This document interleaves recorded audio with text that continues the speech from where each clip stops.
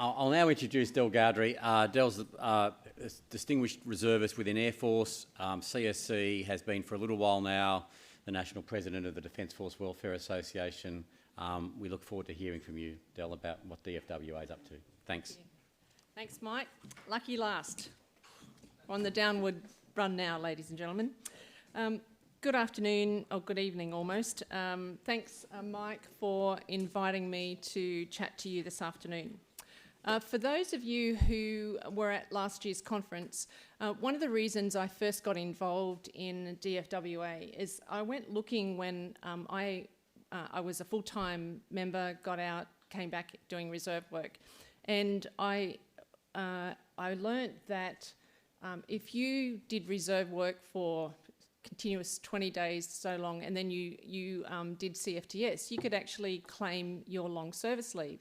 And I thought, well, why can't you claim it if you're a reservist? And so I went looking for somewhere that I could get some answers, and DFWA was probably the closest thing that I could find, apart from an admino, that could tell me why, because that's how it is. So it was, I'm outside of defence. I was a human resources manager, and so this was something very dear to my heart that I thought, this is just unfair, why it's not available to reservists. Anyhow, move forward, it still hasn't been solved yet. So a little bit of background for you. It was Defence Force Welfare Association was formed in 1959, and it's an Australian-wide organisation. Our purpose is to promote and protect the welfare and interests of serving and former ADF members and their families. So we're one of the few veteran organisations that actually looks after current serving and ex-serving members and their families. We've also been supported by successive governments over the time in this role. We are completely a volunteer organisation, and we also have a federated models, which means that we can't tell the states what to do. We do work in, and I think work very collaboratively with our state branches and also members on our board. So Major General retired Ian Flowerth is on our board, and he is the representative for DRA on our board and brings a lot of assistance and knowledge and skills to our organisation, so that we have make sure that we're actually looking at both the reserve and the full-time. Over here on the left-hand side, there's copies, if you'd like to take one with you, of Camaraderie. This is a magazine that we put out 3 times a year. There just happens to be a really good article in there by Mike, if you want to have a look. And it talks about some of the things that we're doing for both current serving and ex-serving organisations and their families. So our strategic objective has been and will continue to be for the best interests of welfare of all members of the Australian Defence Force and their families. It doesn't matter whether it's during service or after their period of service. Some of our advocacy areas.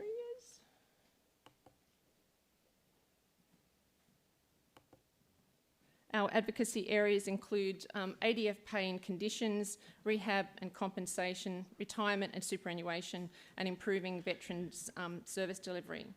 So while DFWA has been the only organisation to put submissions into the Remuneration Tribunal, we acknowledge and invite DRA in 2026 to be beside us in that submission and what we put forward. In 2023, we sent out a whole range of questionnaires to current serving members, asking them what were their issues and also about their wages or salaries and conditions. And so we were able to get a whole lot of information back from them, and then we pushed that at the WRA. So we've been the only ex-serving organisation or veteran organisation that has been representing current serving veterans, current serving members. Major General Laylor spoke about areas that divide permanent and reserves, and things like non-liability healthcare for reservists, particularly those who have not served one day full-time service, and those that may not have been on any operations. It's a contentious issue, and for those who you are not aware, WRA, RSL National and ourselves submitted a paper to both the government and DVA asking for them to review that, and the importance, particularly with the current Royal Commission, how important that was. So we will continue to try to impress upon both DVA and the government how important it is to have non-liability healthcare for all reservists, regardless of their CERCAT. One of the other things that DFWA is also it's also on the Public Safety Industry Advisory Committee for Government Skills Australia. Okay. Some of our successes over the years. So fair indexation on military superannuation pensions. So we played a key role in the fair indexation of DFRDB and superannuation payments for those over 55 to a higher CPI. The ADF pay case, we played a key role in 2023, and also making sure that there was no loss of conditions in that agreement. ADF Super and ADF Cover, this is an area where we've been able to successfully negotiate improvements to ADF Super and ADF Cover schemes during the drafting of legislation to the government contribution to make sure that it is actually 16.4%. It was originally drafted as 15.4, and we were able to raise it to 16.4. The military or the Veterans Covenant has been successfully campaigned for acceptance of the unique nature of military service. We're actually still trying to figure out what that actually means and where it can be used. So it's a concept, but what we're trying to work out is what is it about the unique nature of military service that makes us different to a civilian that has not served. Some of the areas of the Douglas case, which you may or may not be aware of, I'm happy to talk about it, or grab a copy of the magazine and you'll see some information in there. Due to the work of Chris Lois, who is a very important cog in the DFWA wheel, and also our secretary, has played a key role in bringing about the inequities and the issues in both the Douglas and the Boys case. Things like some of the things that we've done quite under the radar. ATO, when veterans are going through the system and transitioning out, and they're going through things like whether it's DVA payments or superannuation, there's a whole lot of things that go on between the ATO. And what we've been able to do is work with particularly the Queensland ATO, which looks after the whole of Australia, but to make sure that when they send letters of demand out to a veteran who has got significant mental health conditions, that can really trigger some really negative things going on with them. So we've been able to work with the ATO and to get them to think and educate their staff about how they actually communicate with veterans, particularly those that are going through a very trying time. So that's been a very positive thing that's come about. Our current policy areas, military superannuation, so fair indexation, and then the DFRDB life tables. Just quickly, the DFRDB, which was the previous superannuation scheme to MSBS, the life tables that they have got in the schedule, which is in part of the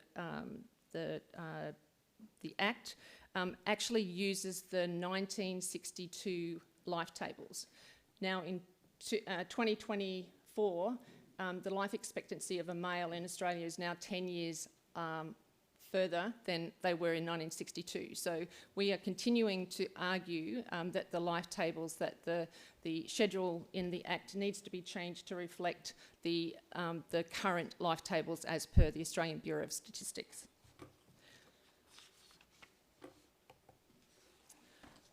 Some of the other current policies is extending the Douglas taxation treatment to the ADF cover. Again, I did speak briefly about this last year. In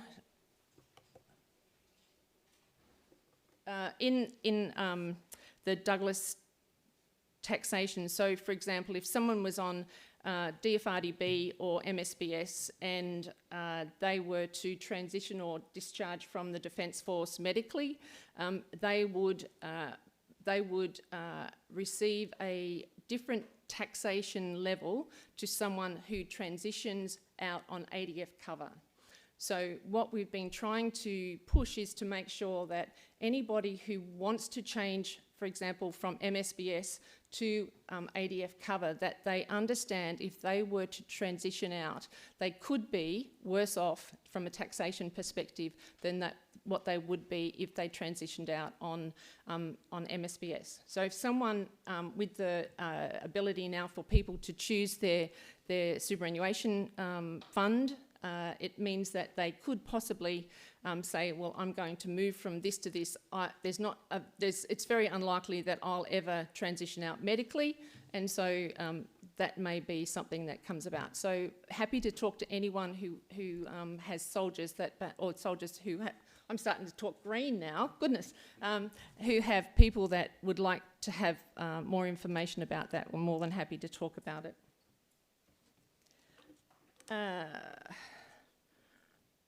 The Boys and Douglas cases, ongoing issues of concern, certainly DVA and My Aged Care.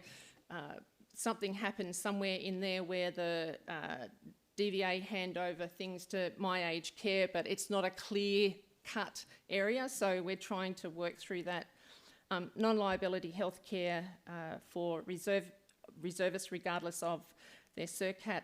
The veterans legislation reform, and also veterans advocacy training arrangements. If you're not aware that DVA, it's in quite a change area at the moment for veterans.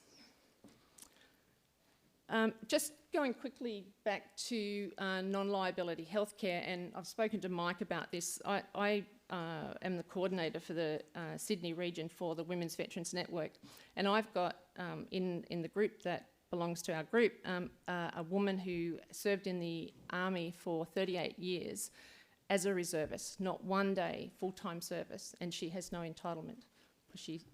So, you know, it just seems so unfair that she is in that position. One of the other things quickly also is that while we talked about, when we talk about reservists, and often that they are perhaps, particularly in Navy and Air Force, where they might be on a pension or be pensionable, one of the things that we need to also look at is in many cases in the Defence Force where there are both of the male and female, or the couple, one of them generally, when children come along, may go reserve. I have got a number of examples of women who, when they turn 50, are going to have such a little superannuation because of their length of time that they've been working in the reserves.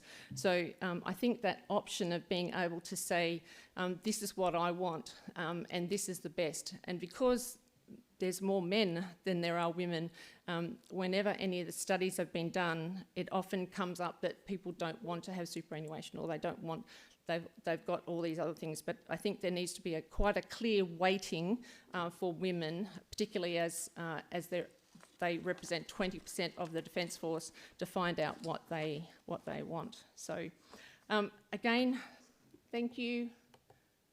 Thank you very much. Please take a copy of Camaraderie and have a look what the articles in there. And yeah, thank you very much. Lucky last.